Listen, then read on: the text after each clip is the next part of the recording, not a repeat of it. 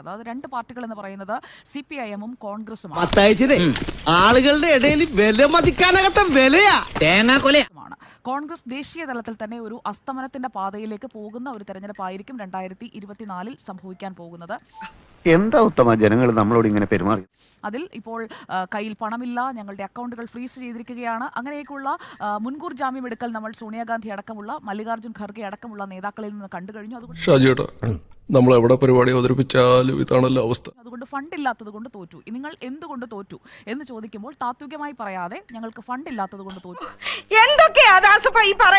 തോറ്റു. BJP-യുടെ കയ്യിൽ ഫണ്ട് ഉണ്ടായിരുന്നു, ഇലക്ട്രൽ ബോണ്ടിന്റെ ഫണ്ടുണ്ട്, ആ ഫണ്ടുണ്ട് എന്നൊക്കെ പറഞ്ഞ് ആ ഫണ്ട് ഉള്ളത് കൊണ്ട് അവർ ജയിച്ചു, ഫണ്ട് ഇല്ലാത്തത് കൊണ്ട് ഞങ്ങൾ തോറ്റു എന്നുള്ള ഒരു ഉത്തരവ് എഴുതാനുള്ള കടലാസ് ഇപ്പോൾ തന്നെ വരയിട്ട് വെച്ചിരിക്കുകയാണ് കോൺഗ്രസ്. CPIM-ന്റെ കാര്യം നിങ്ങൾ എല്ലാവരും സൂചിപ്പിച്ചതുപോലെ തന്നെ ഒരു ദേശീയ പാർട്ടി പദവി, ആ ദേശീയ പാർട്ടി പദവി പോകുന്ന ഒരു അസ്തമനത്തിന്റെ പാത ഞാൻ CPIM-ന്റെ കാര്യത്തിൽ ഇപ്പോൾ മുന്നിൽ കാണുന്നുണ്ട്. അത് മറികടക്കണം എന്നുണ്ടെങ്കിൽ കേരളത്തിൽ അത്ഭുതങ്ങൾ സംഭവിക്കണം.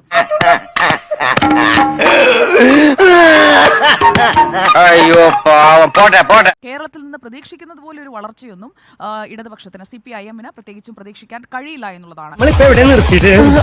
ഓർമ്മയില്ലല്ലേ? എന്നാ പിന്നെ നമുക്ക് ഒന്നേന്ന് തുടങ്ങാം. നീ ചിന്തിച്ച് തീരുന്നിടത്ത് ഞാൻ ചിന്തിച്ച് തുടങ്ങും. See you soon.